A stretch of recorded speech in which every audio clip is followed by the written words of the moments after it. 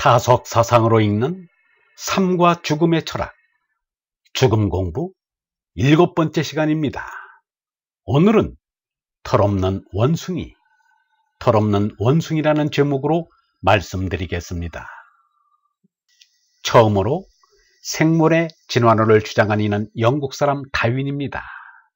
다윈은 1831년 탐사선인 비그로를 타고 태평양을 횡단하면서 갈라파고스 섬을 비롯하여 지구 남반구를 일주하였습니다. 5년 동안 그렇게 화석을 수집하고 여러 생물을 비교 연구하여 진화론의 기초를 다졌습니다. 그리고 마침내 50살이 되던 1859년에 생물의 진화론을 발표하였습니다. 생물학계는 물론 세계가 발칵 뒤집어질 정도로 놀라운 사건이었습니다. 하느님께서 온갖 것을 손수 만들었다는 창세기 신화가 사라지게 되었으니 그럴만도 하였습니다. 다윈의 진화론을 접하고는 그 내용이 사실인지를 따져보지도 않고 무조건 공격하는 데 앞장선 이들이 기독교인 생물학자들이었습니다. 그리하여 다윈의 진화론을 지지하는 헉슬리와 비판하는 윌버포스 사이에 이른바 옥스퍼드 논쟁이 벌어졌습니다. 윌버포스가 먼저 헉슬리를 향하여 비난의 화살을 당겼습니다. 당신은 스스로 원숭이 자손이라고 말하는데 그렇다면 그 조상은 당신의 할아버지 쪽 혈통이요? 아니면 할머니 쪽 혈통이요? 들려주시지요. 이에 헉슬리가 대답하였습니다.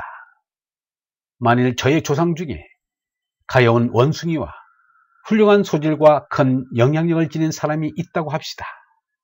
그런데 이 사람이 훌륭한 소질과 커다란 영향력을 악용하여 과학적인 토론을 흐려놓거나 진리탐구자를 괴롭힌다면 저는 당연히 사람보다는 원숭이를 선택할 것입니다. 참으로 호랑이가 담배를 피웠다는 일이라 아니할 수 없습니다. 진화를 한다고 해서 짐승들이 스스로 연구하여 진화를 하는 건 아닙니다. 하느님께서 가능성을 열어놓은 진화 프로그램을 쫓아서 진화합니다. 중국 몽골 등지를 어렵게 여행하면서 고고 인류학을 연구한 가톨릭 사제 샤르댕은 종교적 진화의 문명론을 주장하여 모질게 박해를 당하였습니다. 가톨릭계의 횡포가 심하여 자기 나라인 프랑스에 들어가지도 못했습니다.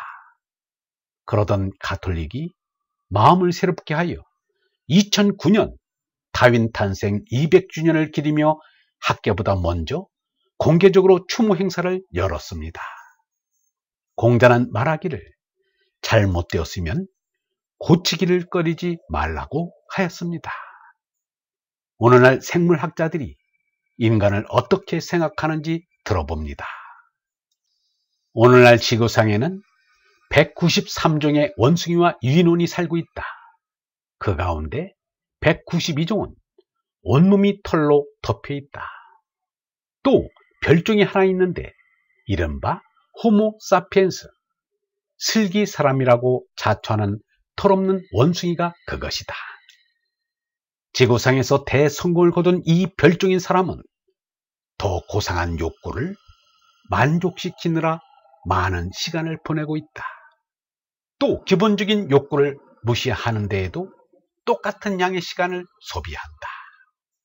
사람은 모두 영장류 가운데서 가장 큰 두뇌를 가졌다고 자랑하지만 두뇌만이 아니라 성기도 가장 크다는 사실을 감추려고 애쓰면서 이 영광을 힘센 고릴라에게 떠넘기려고 한다. 사람은 무척 말이 많고 탐구적이며 번신력이 왕성한 원숭이다. 지금이야말로 이 털없는 원숭이들의 기본 행동을 검토해야 할 적기다. 호모 사피엔스는 아주 박식해졌지만 그래도 여전히 털없는 원숭이다. 숭고한 지적인 본능을 새로 얻었지만 예부터 갖고 있던 세속적인 본능도 여전히 갖고 있기 때문이다. 이것은 호모 사피엔스를 당황해 할 때가 많지만 오래된 본능적인 충동은 수백만 년 동안 사람과 함께 존재해왔다. 지적인 욕구인 새로운 충동은 기껏해야 수천 년 전에 획득했을 뿐이다. 유인원을 정글에서 끌어낼 수는 있지만 유인원에게서 정글을 끌어낼 수는 없다. 이것은 두 발로 걷는 유인원인 우리 사람에게도 적용된다. 우리 조상이 나무 위에서 생활을 시작한 이래 무리를 지어 사는 것은 우리에게 하나의 강박관념으로 자리 잡았다. 우리는 텔레비전에서 자기 가슴을 치는 정치인, 이리저리 줄타기를 하는 드라마의 주인공, 누가 합격하고 누가 탈락했는지를 보여주는 리얼리티 쇼 등을 질리도록 보고 있다. 우리는 이러한 영장류 특유의 행동을 마음 놓고 비웃기 쉽지만 우리 동료 유인원도 우리만큼이나 진지하게 권력과 섹스를 추구한다는 사실을 안다면 쉽게 그럴 수가 없다.